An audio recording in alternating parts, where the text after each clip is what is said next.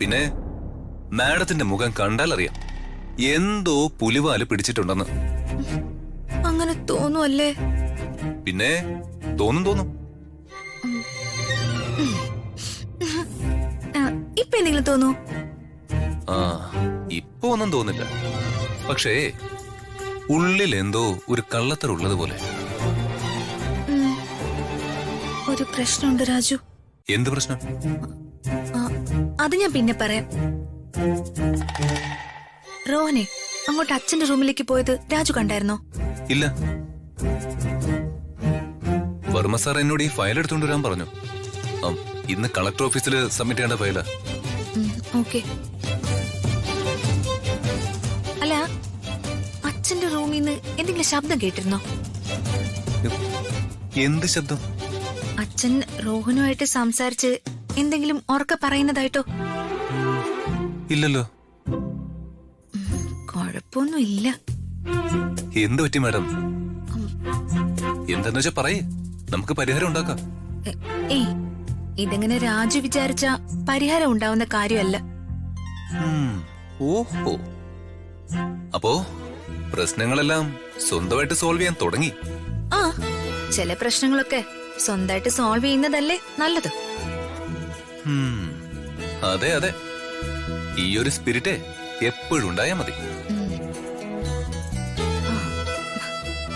അല്ല, രാജുന്റെ വിവാഹകാര്യം എന്തായി? എന്റെ ഏത് വിവാഹകാര്യം? രമ്യായിട്ടുള്ള വിവാഹകാര്യം. മാഡത്തിനോട് ഞാൻ പറഞ്ഞിട്ടുള്ളതല്ലേ, ഞാൻ രമ്യ അങ്ങനെയൊന്നും കണ്ടിട്ടില്ല. പിന്നെ രാജു ആരെ അങ്ങനെയൊക്കെ കാണുന്നേ? എങ്ങനെയൊക്കെ? അല്ല, രാജുവിന് എന്നോട് സ്നേഹമില്ല, രമ്യോട് സ്നേഹമില്ല. ഇനി രാജുവിന് വേറെ ആരെങ്കിലും ഇഷ്ടമാണോ? മറ്റാരോടെങ്കിലും പ്രണയമുണ്ടോ? എനിക്ക് അങ്ങനെ ആരോടും പ്രണയമില്ല. പക്ഷേ എനിക്കങ്ങനെ അല്ല രാജു തോന്നിയത്. രാജുവിന്റെ മനസ്സില് രാജുവിന് ഒരാളോട് പ്രണയമുണ്ട്. രാജു അത് പുറത്ത് കാണിക്കാതെ ഉള്ളിൽ കൊണ്ട് നടക്കുകയെന്നാ എനിക്ക് തോന്നുന്നത്. ആരോട്? അതൊക്കെ എനിക്കറിയാം. സത്യം ഞാൻ ഒരു ദിവസം പുറത്ത് കൊണ്ടുവരുന്നുണ്ട്. എന്റെ പൊന്ന് ഋതിക മാഡം, എന്നെ വിട്ടേക്ക്. അങ്ങനെ വെറുതെ വിടാൻ ഉദ്ദേശമില്ലെങ്കിലോ? എന്താ മാഡം?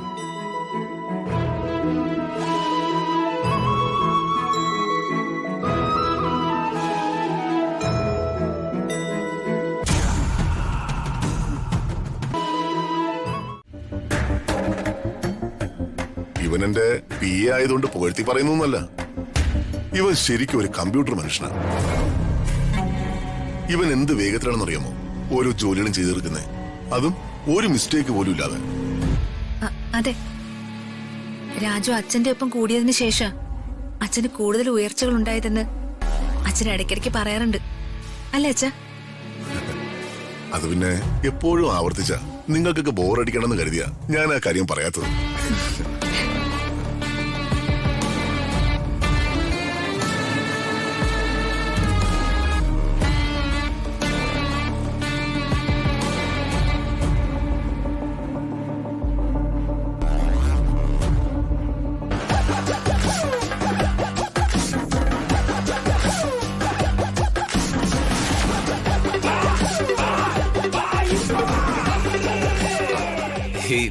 റോൺ സാറേ, ഇവര് പറയുന്ന പോലൊന്നും അല്ല. ഞാൻ എന്റെ ജോലി കൃത്യമായിട്ട് ചെയ്യാൻ ശ്രമിക്കുന്നു, അത്രേ ഉള്ളൂ. അത് വലിയ ഗ്രേറ്റ്നെസ് ആയിട്ട് എനിക്ക് തോന്നില്ല. കാരണം ഞാൻ സാറിന്റെ സാലറി വാങ്ങിച്ചിട്ടല്ലേ ജോലി ചെയ്യുന്നത്. രാജു, നീ ആ ഫയലിംഗ് എന്നേ. സാർ,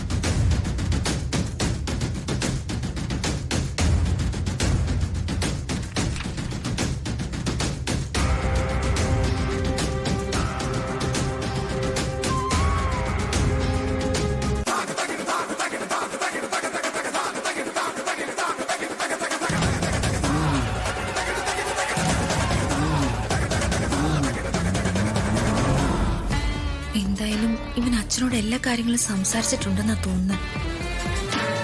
അച്ഛന് വലിയ റിയാക്ഷനും ഇല്ല. അപ്പൊ ഏതായാലും കാര്യങ്ങൾ സ്മൂത്ത് ആയിട്ട് കഴിയും. രക്ഷപ്പെട്ടു. രാജു, നിനക്കിറങ്ങാൻ സമയമായോ? ആ ആയി സർ.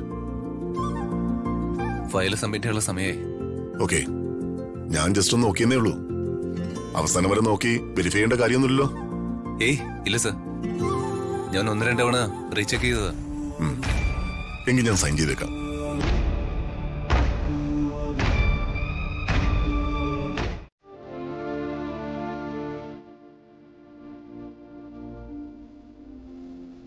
നീ അമ്മയോട് ക്ഷമിക്കും മോളെ. നിന്റെ ഇഷ്ടം നിന്റെ ജീവിതത്തിൽ നടത്തി തരണമെന്ന് എനിക്ക് ആഗ്രഹമുണ്ട്. പക്ഷേ കണ്ടു കൊതി തീരും മുമ്പ് നിന്നെ പിരിഞ്ഞു പോവേണ്ടി വന്ന നിന്റെ അമ്മയ്ക്ക് നിന്റെ കാര്യത്തിൽ തീരുമാനം എടുക്കാനുള്ള അവകാശം ഇല്ല മോളെ. ഇപ്പൊ നിന്റെ അച്ഛൻ നിന്റെ ജീവിതത്തിൽ എടുക്കുന്ന തീരുമാനങ്ങളൊക്കെ നിന്റെ മോഹങ്ങൾക്ക് വിപരീതമായിരിക്കാം.